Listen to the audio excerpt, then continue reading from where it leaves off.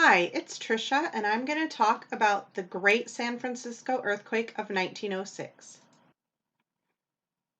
The San Francisco earthquake happened on April 18, 1906 at 5:12 a.m. This was before the development of the Richter scale, but geologists estimate the magnitude to be 7.9. The modified Mercalli intensity scale rates it at a maximum of 11. A quick foreshock hit, then about 20 seconds later, the big shockwave hit and lasted around 45 seconds. According to Edward A. Keller and Dwayne E. DeVecchio, earthquakes are a four-part process. It starts with inactivity and strain accumulation on the fault, followed by smaller earthquakes. Foreshocks happen days to hours prior, and finally the main shock and aftershocks. It does not appear that there were any noticeable smaller earthquakes or foreshocks aside from the quick one that hit 20 seconds prior to the main shock. This happened on the San Andreas Fault. Here's an aerial photo of the San Andreas Fault. This is a map of the fault running through California.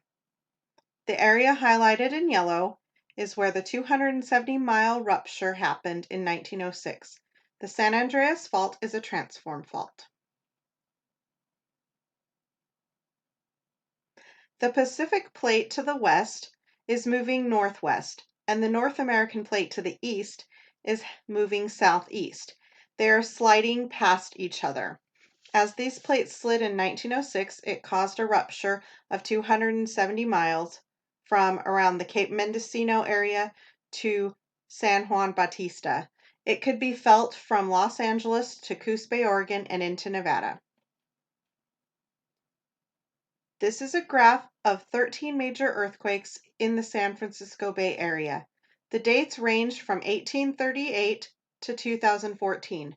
Not all of the earthquakes happened along the San Andreas Fault, as California has many faults. The San Francisco earthquake of 1906 remains to be the greatest in magnitude. The conditions indicating elevated risk. 90% of the buildings and houses were made from wood. Many of the homes were built on sediment or fill from the bay that caused them to be unstable. The remaining buildings were comprised of brick, which would be unstable as well during the shaking. There was a relatively high population density with people living close together, particularly in the tenement houses south of Market Street. These houses were close together and built on landfill. 500 people in this area lost their lives. It didn't help that it happened in the early morning when most people were still in bed at home, giving them no time for evacuation or reaction of any kind. Fire Chief Dennis Sullivan had expressed concern that the city of San Francisco was not prepared for a catastrophic fire. There were not enough water lines to fight a large fire. This proved to be an issue. Original reports showed 700 deaths in the city and 189 in other areas. When original death counts were made, Chinese people, who made up over 20% of the population, were excluded from the count. More recent studies estimate the death toll being close to 3,000 people in San Francisco. $350 million worth of damage was done.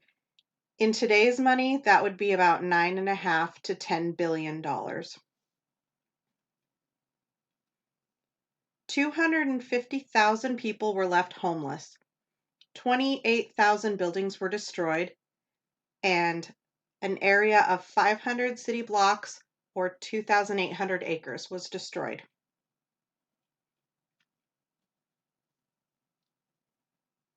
A tent city was set up at Golden Gate Park for 40,000 homeless individuals. The USS Chicago was set up for 20,000 refugees. Food relief was quickly set up around town.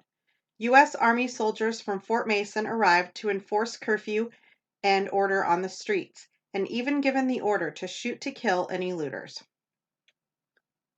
Links to other natural hazards. A very small, possible, but not likely, tsunami was measured at the Presidio Tide Gauge Station, with a wave of 3 inches or 8 centimeters. Later research shows there may have been a trapped wave of 10 centimeters. This did not cause any damage. There was a landslide recorded as well. Muscle Rock and other areas had landslides. Several miles of highways and railroads were ruined. It does not appear that any life was lost from this. Fire was the biggest natural hazard. Gas mains broke, causing more fire. Water lines broke, making water access very difficult. San Francisco had 575 firefighters and 38 engines. Fire needs 3 things to burn: oxygen, heat, and fuel. With all the toppled wooden buildings, there was plenty of fuel available. The fires burned with intense heat, measuring up to 2,700 degrees Fahrenheit. On Thursday, April 19th, fire reached Nob Hill. This is where the wooden Victorian home stood. Dynamite was used unsuccessfully to stop the fires.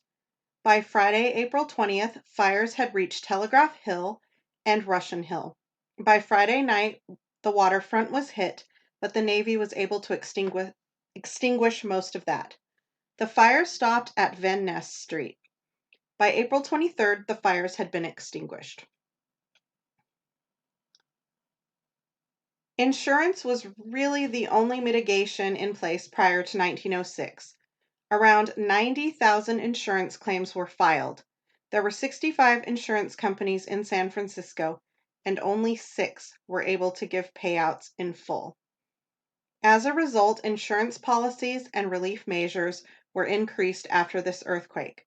Better risk assessment was put in place for urban areas of high population in earthquake-prone areas such as Los Angeles, San Francisco, and Seattle.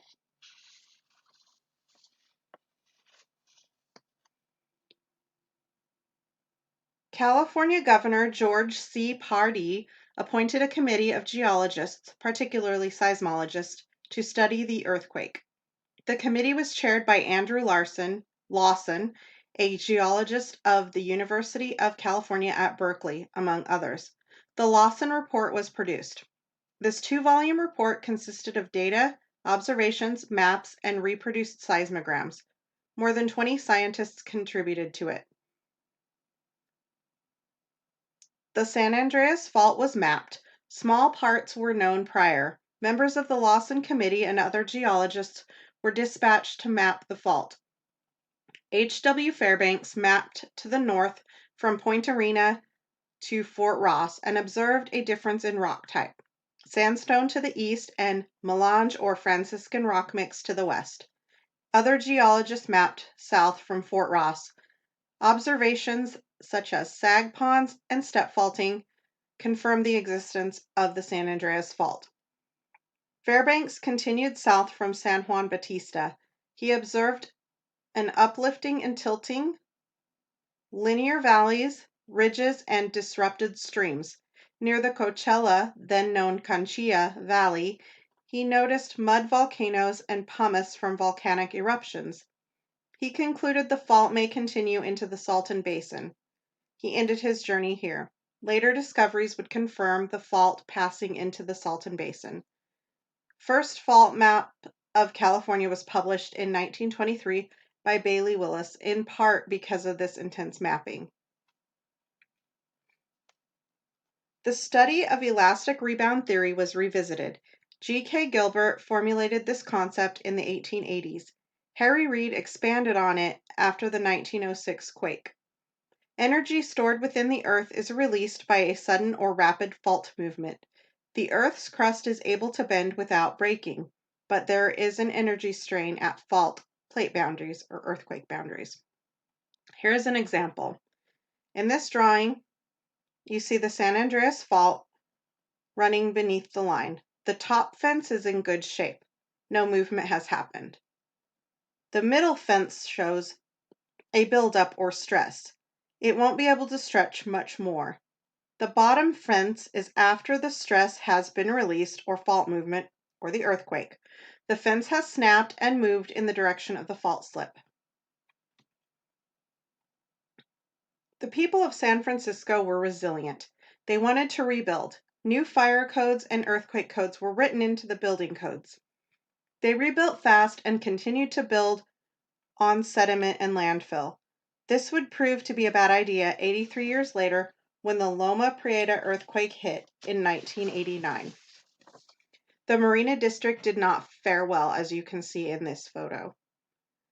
It was built on sediment, something that should not have been allowed.